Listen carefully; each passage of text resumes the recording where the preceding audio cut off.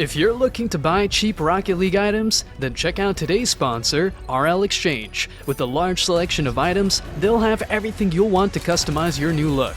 They accept multiple payment options and support every platform. With fast delivery, you'll have your new items delivered to you in no time.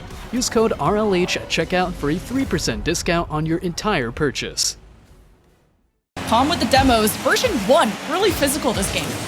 I think red flag is a great way to put it as well, because I really can't overstate just how much we thought Dan and Beastman were going to be game changers. And on this game, they are changing up the entire landscape, working in tandem to terrorize the defense. Daniel lets the ball go, uses that flip to bump path away. 2-piece from that side ball suddenly called into action. Goes in to the left post. The pressure is on.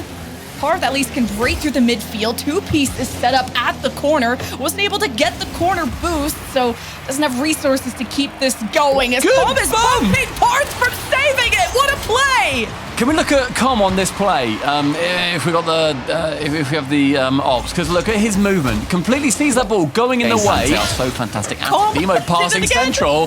That angle, but yeah, Com, more bumps.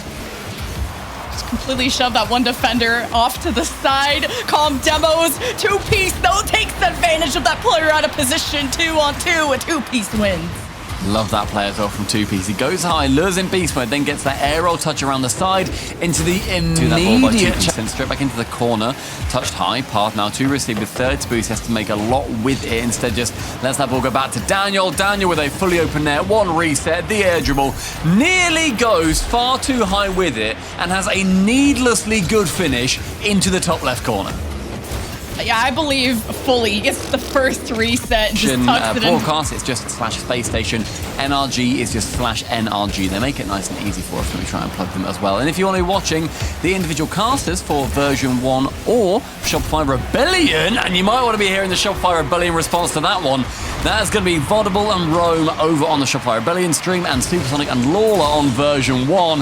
But what a corker! You have to learn hockey terminology, where Com is like this fighter, the brawler that you put on the ice, who is sure like good at the game, but you really bring him out to oh my god, the passes to Daniel in the upper 90. Who cares how much you fight when you got this kind of play? I mean, he still punches it down towards Daniel, so he's brawling that ball back towards that. Hey, look, they're able to clear without getting demoed. Memory can't win. The challenge, though, gives Daniel the ball, has the reset available. Good dribble, almost right to the net, but Beast Mode cleans it up. Version 1 with the lead. Dan pulling 2 players to that challenge as well, and then getting a bump on that side roll as well. The man does all 3, and Beast Mode there. Whatsoever. 0 boost Com just goes to pressure that ball. Sent high from Daniel, just pressured 2-piece. Gives control of that ball away. Sends central again. Com with no boost, but Beast Mode with 1 challenge. Dan has to make the touch. Instead, fakes it out completely. A more intelligent option, but a terrifying one with no defense behind him. A 3-0 for version 1 in our opening series of the spring for the mainstream. Previously seeing a close one when we saw Shopify versus version 1. Yeah, it was a 3-0. There were still fantastic games. A long shot to start. But that does not sneak its way in. Atomic counting his lucky stars that he had his time, and then a full court air dribble. J-Naps, what a treat to kick off this first game. Well, Optic fans not pleased about that one when he just gets the J-Naps from the pitch. And then Rettles getting rid of Chicago. The man top of the demos list so far, beating out Common. For any RLCS veterans, you know how hard that is. Rettles with the air dribble bump, but the goal line save, not quite enough. AJ coming in to tap it home. G2 have been saving as much as they can, but when you bring the bulldozer out, Rettles almost just got it. G2 to try and push something.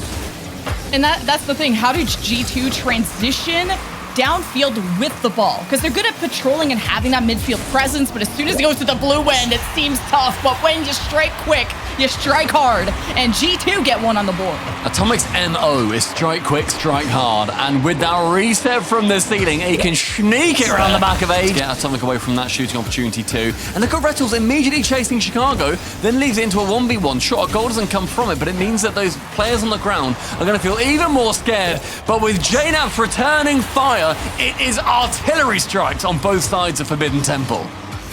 And important, this match just this run overall is so important to both teams. Like, if Optic Gaming fire in game 1. Retals. Yeah, the backboard well protected there from G2. We still sit at 1-1 with now the counterattack from G2. A pass to the box. Redirect from Atomic. It's disgusting.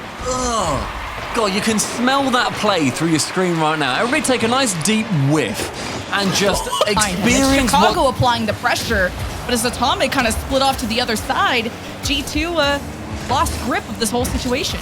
What a counter-attack this is going to be from JNAPS to Atomic, back to the Chicago, into the blue goal. A 1-2-3 play spanning the entirety of the pitch. Chicago. That's beautiful. Disgusting double tap, but... In all 3 games, it seems like there are a chance there as JNAPS misses 1, and then Rettel staying grounded, knows that JNAPS comes in for the demo and does not give him the satisfaction. Magic Bear over 1, and the first goal is scored. It's a tough deposit to do when going all the way downfield by yourself. You get above Atomic, sort of bumping him off the ball too. Boost Chicago realized starting to regain on the side of Optic, and G2 had a good couple of chances, but no goal coming their way. Yeah, JNAPS has become my favorite player to watch when it comes to the side of G2. Just kidding, it's Retals. I take all of that back. Retals doesn't just demo, he scores too. Retals medals with the G2 defense. Taking it to the floor, JNAPS needs to get a chance, but with every second that goes, Optic Gaming find themselves closer. G2, with no chance to bring this one back, allow Optic back into the series, and they allow Optic that date in the upper bracket semi-finals. Another lower bracket run is needed for the G2 Army. Posted cherry picker gameplay coming out early. We haven't seen it since. The demos are certainly helping, but Matey dealing with it. They're just always having that second man there for the backup. Maybe a cheese double touch, gets it on target. Oh, that's not bad for the Mr. Cheddar Cheese.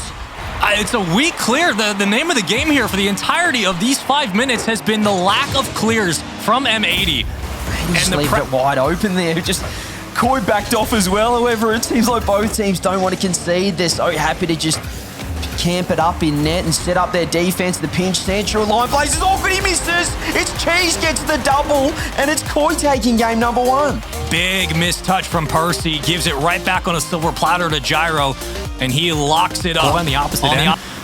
Better clear game, but not structured offense you would expect. One-dimensional for the moment. M80 struggling to find creativity, to find opportunities in the space. Percy finally getting awkward in the corner, and he sneaks it through. Okay, so there's an opportunity and a good win as M80 get on the board. Hang on a minute. This has just come out of nowhere here. Delays the flip, uses it at the last second. Koi start to press, and Sosa is moved up quite nicely and comfortably. Not a lot of demos nor pressure, not a lot of bumps you're seeing out of M80 to clear off the front man from Koi. Is Sosa plays it sharply. Here comes Cheese right on target, and everybody's open. It's another lead yet again. Koi 1-0.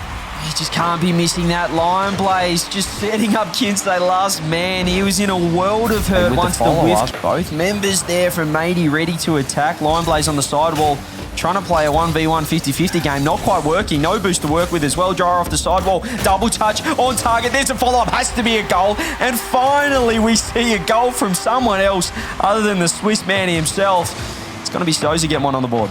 The battle of the second touch and the rebounds all there for Koi. Getting trailed from behind. Don't know how much boost he has right now, but at least it's enough to clear the play away. And Cheese will have to come up to meet this ball. He does so, but the 50-50 he's going to go central. Shot on net. Percy fires it and gets it there. Matey do take the lead. Fantastic comeback from them this game. And the 50-50 just wasn't quite desirable there from Cheese. Down 2-0. Making the march back. Matey had an opportunity space, man. They need to find another one. I mean, if they can withstand this pressure, hold on. Sosa almost got a lucky break around as Gyro goes for the dunk. It circles around and Kinsey's out. Big shot, bullseye! Cheese is in, 2-0 lead. There it is. We talked about the biggies and Cheese. He's found his platter up front there in front of net. The bumps come through to secure that one. 9 seconds left. This is all over. As we said, it's been messy rock, but Koi, they're just doing enough to get the job done here. They're just killing time off the clock. There it is. Nothing happening on the side of Matey. And it is Koi who deny the reverse sweep and move on into lowers round 2, believe it or not, where they're basically playing a finals matchup.